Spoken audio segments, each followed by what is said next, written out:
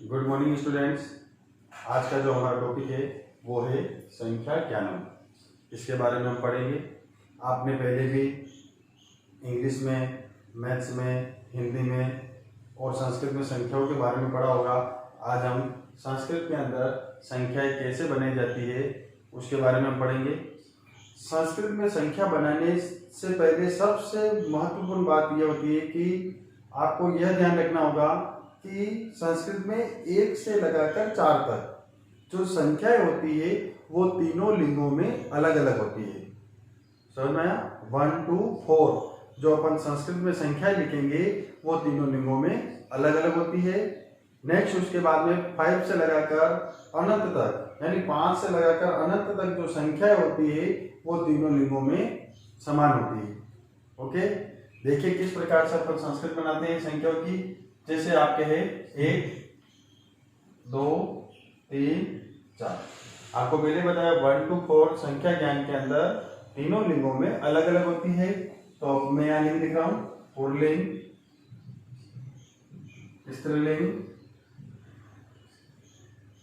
नपुंसकलिंग। देखिए पुल्लिंग के अंदर एक को संस्कृत में कहते हैं एकः, स्त्रीलिंग में कहते हैं एका और नपुंसकलिंग में होता है एकम। ओके, तीनों में संस्कृत के अंदर एक जो लिखते हैं वो तीनों में अलग अलग होता है। पुल्लिंग में एकः, स्त्रीलिंग में एका और नपुंसकलिंग में होता है एकम। अब देखिए 2 को कैसे लिखा जाता है। पुल्लिंग में लिखते हैं द्वौ, स्त्रीलिंग में लिखेंगे द्वे और नपुंसकलिंग में लिखेंगे द्वे। ठीक है, इसी प्रकार नेक्स्ट 3 को पुल्लिंग में लिखते हैं श्रेयः, स्त्रीलिंग में होता है तिस्रः, नपुंसकलिंग में होता है त्रीणि और ये 4 के लिए संस्कृत में होता है चत्वारः, स्त्रीलिंग में होता है चतस्रः और नपुंसकलिंग में होता है चत्वारि। ओके, तो इस प्रकार संस्कृत में 1 to 4 जो संख्या होती है वो पुल्लिंग, स्त्रीलिंग और नपुंसकलिंग तीनों में अलग अलग होती है। एकः, एका, एकम, द्वौ, द्वे, द्वे, त्रयः, तिस्र, त्रीणि, चत्वारः, चतस्रः, चत्वारि। अब 5 से लगे 5, 6, 7, 8, 9, 10। 5 के लिए 5, 6 के लिए षड, 7 के लिए स, 8 के लिए अष्ट, 9 के लिए 9, 10 के लिए 10। ओके, अब जैसे 5 को पुल्लिंग में कहते हैं पंच, तो स्त्रीलिंग में भी पंच ही होगा, नपुंसकलिंग में भी पंच होगा। ये 1 to 4 जो संख्या होती है उसका प्रयोग केवल वाक्यों के अंदर, जब वाक्य पुल्लिंग का है तो इनमें से एक संख्या आएगी। वाक्य अगर स्त्रीलिंग का होता है तो इनमें से लिखते हैं, और वाक्य अगर नपुंसकलिंग में होता है तो इसमें से लिखा जाता है। जैसे मैं कह दूं एक बालक है, आप एक वाक्य देखिए, केवल एक बालक है। अब अपने को इसकी एक की संस्कृत लिखनी, तो एक की संस्कृत में एकः, एका, एकम तीनों होते हैं, तो इनमें से कौन सा लिखा जाएगा। तो वाक्य पे चलते क्या है, बालक पुल्लिंग, तो इसका मतलब ये जो एक है यहाँ पर अपन क्या लिखेंगे, एकः। अगर ये वाक्य होता एक बालिका है, स्त्रीलिंग का होता अगर, तो बालिका के लिए क्या जाता है, एक के लिए एका। अगर वाक्य होता एक फल है तो फल नपुंसकलिंग है, तो एक के लिए क्या था, एकम। इसी प्रकार 1 to 4 जो संख्या होती है वो तीनों लिंगों में अलग अलग होती है। 5 से लगाकर अनंत तक जो संख्या होती है वो सेम होती है। जैसे मैं कह दूं 5 बालक हैं, 5 बालक हैं, तो इस 5 के लिए जो संस्कृत में शब्द आता है वो होगा पंच, क्योंकि बालक है, पुल्लिंग में पंच। अगर ये होता है 5 बालिका है, अब बालिका में भी क्या आता है, सेम ही मीनिंग आएगा पंच। तो यहाँ अगर बालिका होगा तो भी अपन इस 5 की जगह क्या लिखेंगे, पंच। और अगर यहाँ फल होता नपुंसकलिंग का तो भी 5 के लिए क्या लिखेंगे, 5। इसलिए कहा गया कि 5 से लगाकर अनंत तक संख्याएं समान होती है। ओके, अब नेक्स्ट आगे 10 तक हो गई संख्या। ओके, नेक्स्ट देखिए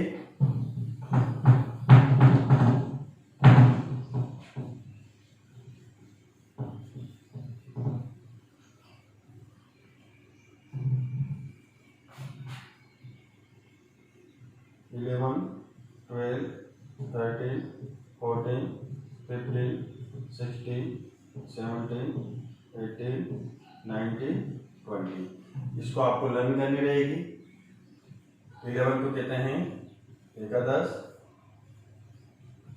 12 को कहते हैं द्वादश, 13 को कहते हैं त्रयोदश, 14 को कहते हैं चतुर्दश, 15 को पंचदश, 16 को षोडश, 17 को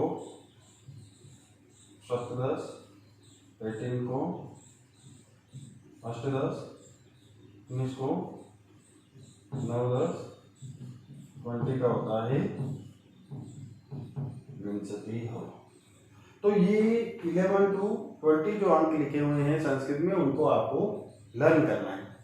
और नेक्स्ट इसके आगे जो संस्कृत बनती है उसका एक पैटर्न है, उस पैटर्न को ध्यान से समझें और सीखें आप।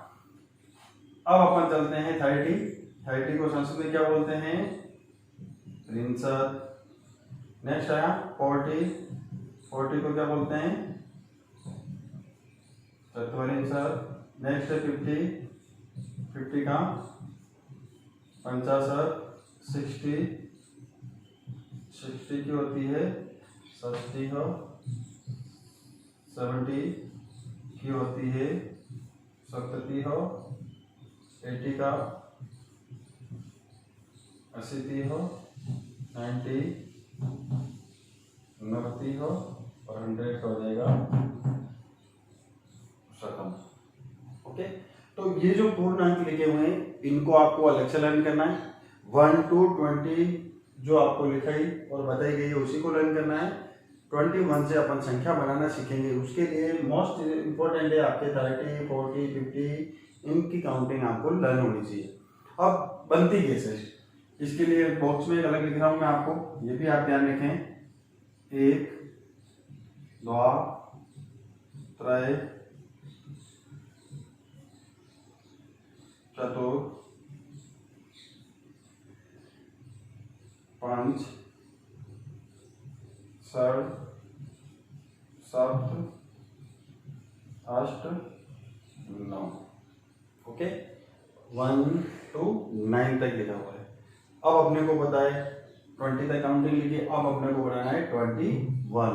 उसके बाद में क्या आएगा 22, इसी प्रकार 23, 24, 25, 26, 27, 28, 29 and 30 के लिए अपन ने लिखा हुआ है त्रिंशत। अब यहाँ से अपने को यहाँ तक संख्या बनाना सीखना है, तो इसके पहले आपको 1, 2, 3, 4, 5, 6, 7, 8, 9 ये लर्न होना जरूरी है। ओके, अब है 20 और यहाँ है 21। तो 20 और 21 बनता कैसे है? तो 20 + 1 = 21, राइट। तो संस्कृत में क्या होता है कि जब हम संख्या बनाते हैं तो पीछे से चलते हैं। तो 21 को बनाना सबसे पहले क्या है? 1 के लिए संस्कृत में क्या होता है? 1, ठीक। 20 के लिए संस्कृत में क्या है? विंशति हो, ठीक। तो अब अपन इस 21 की काउंटिंग बनाते हैं। 21, तो 21 अगर अपन बनाते हैं तो एक मीनिंग लिख रहा हूं, बाकी आप देखें 21। तो 21 बना रहे हैं तो क्या आ गया? 1 के लिए अब अपने पास मिलता है 20, तो क्या आएगा? विंशति। तो क्या बन गया? 1 विंशति हो। ओके, आप लोग इसका एक बार स्क्रीनशॉट ले लें।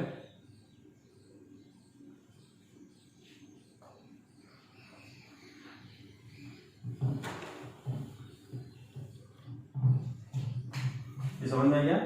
ये लिखा हुआ है 1 विंशति। अब 22 कैसे बनता है? तो 20 + 2 = 22। तो यहाँ पर क्या है? टू, टू के लिए संस्कृत क्या होता है द्वा, तो इस पर इधर क्या लिखेंगे अपन द्वा। और 20, 20 के लिए क्या मीनिंग है विंशति है, तो इधर आके अपने पास में द्वा विंशति हो।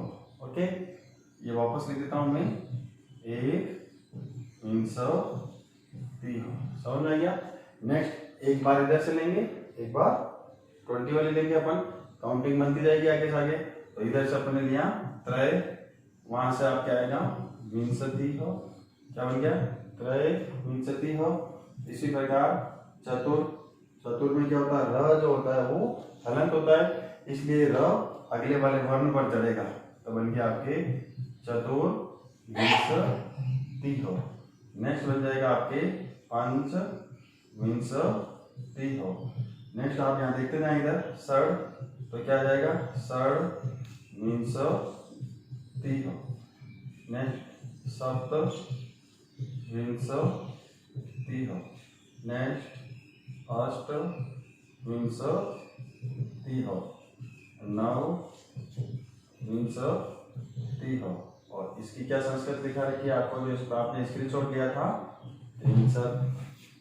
ओके, नेक्स्ट अपन काउंटिंग बनाते हैं 31 to 14, कैसे बनेगी, यहां से चलते हैं अपन, एक 63 क्या बनेगा 31, फिर नेक्स्ट क्या है द्वा 63 32, त्रय 63 33, चतुर 63 34, पंच 63 35, षड 63 36, सप्त 63 37, अष्ट 63 38, नव 63 39 एंड 40। 40 के लिए आपने स्क्रीनशॉट पहले ले रखा है, क्या होता है चत्वारिंशत्। अब इसके आगे वही बॉक्स वाली जो काउंटिंग है उसको लिखना है, एक चत्वारिंशत्, द्वा चत्वारिंशत्, त्रय चत्वारिंशत्, चतुर चत्वारिंशत्, पंच चत्वारिंशत्, षड चत्वारिंशत्, सप्त चत्वारिंशत्, अष्ट चत्वारिंशत्, नव चत्वारिंशत्। और 10 चत्वारिंशत् नहीं आएगा, क्योंकि 9 चत्वारिंशत् के बाद में क्या था 50 की काउंटिंग आपको पहले बताई थी, क्या होता है पंचाशत्। ओके, अब 51 से 60 बनाना है, तो 1 to 9 जो ऑर्डर है वो यहाँ पर आपको ऐड करना है, जो बॉक्स में लिखा था आपको पहले। तो एक पंचाशत् यानी 51, नेक्स्ट द्वा पंचाशत् 52, इसी प्रकार त्रय पंचाशत्, चतुर पंचाशत्, पंच पंचाशत्, षड पंचाशत्, सप्त पंचाशत्, अष्ट पंचाशत्, नव पंचाशत्, और लास्ट क्या आएगा षष्ठी के लिए षष्ठी हो। ओके, अब देखें वापस, एक षष्ठी, द्वा षष्ठी, त्रय षष्ठी, चतुर षष्ठी, पंच षष्ठी, षड षष्ठी हो, सप्त षष्ठी हो, अष्ट षष्ठी हो, नव षष्ठी हो, लास्ट सप्तमी हो। इसमें वापस 1 to 9, 1 से 9 तक गिनती ऐड करनी है इसके आगे। एक सप्तती हो, द्वा सप्तती हो, त्रय सप्तती हो, चतुर सप्तती हो, पंच सप्तती हो, षड सप्तती हो, सप्त सप्तती हो, अष्ट सप्तती हो, सप्त सप्तती हो, अष्ट सप्तती हो, नव सप्तती हो, नेक्स्ट आता है अशीति हो। ओके, इसको बनाना अपन सीखेंगे एक बार, देखिए उसका रीजन देखिए आप लोग क्या होता है। 81, 82, 83, 84, 85, 86, 87, 88, 89 और 90 का क्या बनता है 90 हो। इसको बनाना सीखे, तो बॉक्स में क्या था पहले 1 प्लस इधर क्या रहा 80 के लिए 80, यहाँ पर फर्स्ट अ और इस क में क्या है अ, तो अ और अ मिलकर क्या बन गया आ, देखिए संधि है। तो यहाँ पर जो मीनिंग बनेगा वो एक स्थिति नहीं बनकर बनेगा एका स्थिति है। ओके, नेक्स्ट आता है यहाँ पर 82, तो 2 के लिए संस्कृत में क्या होता है द्वा, इधर क्या है आ और इसमें क्या है अ, तो अ और आ मिलके भी क्या होता है आ, तो द्वा तो हो गया। और आगे अपने को क्या लिखना है, सिद्धि हो। नेक्स्ट त्रय आता है, तो इधर भी अ इधर भी अ, तो अ और अ मिलकर आ, सब बन गया त्रया सिद्धि हो। चतुर, चतुर में चार, चतुर में चार में क्या है, र में अ नहीं है, हलंत है, इधर क्या है अ इसमें जाके मिल जाएगा, तो ये र क्या हो जाएगा पूरा। ओके, तो शब्द क्या बन गया, चतुर सिद्धि हो। इसी प्रकार पंच अ और अ मिलके आ, पंचा सिद्धि हो। नेक्स्ट षड, षड में ड क्या है, हलंत है, और इसमें मिल जाएगा ड, पूरा हो जाएगा, तो सब बन जाएगा षड सिद्धि हो। नेक्स्ट सप्त अ और आ हो जाएगा सप्ता सिद्धि हो। सेम ट में भी है, इधर भी है, बन गया अष्टा सिद्धि हो। नौ अ में अ है, इधर भी अ है, तो अ और अ मिलकर आ, सब बन गया नवा सिद्धि हो। ओके, तो इस प्रकार 81 से 90 होता है। और नेक्स्ट वापस 91 to 100 अगर बनाने जाएंगे अपन, तो 91, तो वही तरीका वापस 90 के लिए 90, अब इसके आगे 1 to 9 अंक लगाने अपने को संस्कृत के अंदर। क्या बनेगा, एक नवती हो 91, द्वानवती हो, त्रयनवती हो, चतुर्नवती हो, पंचनवती हो, षडनवती हो, सप्तनवती हो, अष्टनवती हो, नवनवती हो, और 100 के लिए अपने पास में क्या मीनिंग दे रखा है, शतम। ओके, समझ में आया। 1 to 100 काउंटिंग अपन आज बनाना सीखा।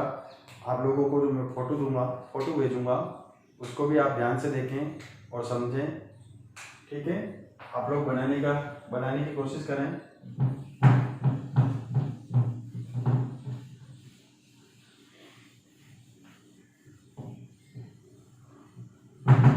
संख्या में एक विशेष चीज होती है, वो आप ध्यान से सीखें। 19, 29, 39, 49, 59, 69, 79, 89, 99 और 100। 19 के बाद में नेक्स्ट कौन सा आ रहा है, 20, तो 20 में कितना कम है, एक कम। तो जब भी पूर्ण अंक में एक कम हो, तो उसके लिए संस्कृत में एक शब्द होता है एकोन। एकोन का मतलब होता है एक कम। एकोन का मीन्स एक कम। अब एक कम किस में, इसके आगे और कुछ 20, 20 में, तो 20 की संस्कृत देखो आप लोग, मीन्स तो अपन 90 की जगह पर वहां पर नवदस सीखा था, या फिर 29 की जगह पर अपन ने नवविंशति सीखा, 39 की जगह पर नवत्रिंशत सीखा, तो वहां पर अपन एकोन लगा करके भी अपन इस प्रकार से अंक बना सकते हैं। यहाँ अपन अगर बनाना चाहें तो क्या बनेगा, एकोन एक कम किस में, 29 है, यानी 30 में, तो 30 की संस्कृत यहाँ के लिखेंगे अपन, क्या बन जाएगा 63। इसी प्रकार यहाँ पर वापस बनेगा एकोन चत्वारिंशत्, यहाँ एक कम है किसमें, 50 में, तो एकोन 50 की संस्कृत दे देंगे यहाँ पर 55। एकोन एक कम में किसमें, 60 में, तो 60 हो। यहाँ आ जाएगा आपके एकोन 70 हो। यहाँ आ जाएगा एकोन हमारा 80, तो इसमें भी और मिलकर एकोना 80 हो। यहाँ पर आ जाएगा आपके एकोन 90 हो, और यहाँ आ जाएगा आपके एकोन 57। तो इस प्रकार अपनी काउंटिंग होती है 1 to 100। समझ में आया। तो आपको यह वीडियो संख्या ज्ञान वाला 1 to 100 का अच्छी प्रकार से समझ में आया होगा। नेक्स्ट क्लास में अपन अगला टॉपिक लेंगे। धन्यवाद।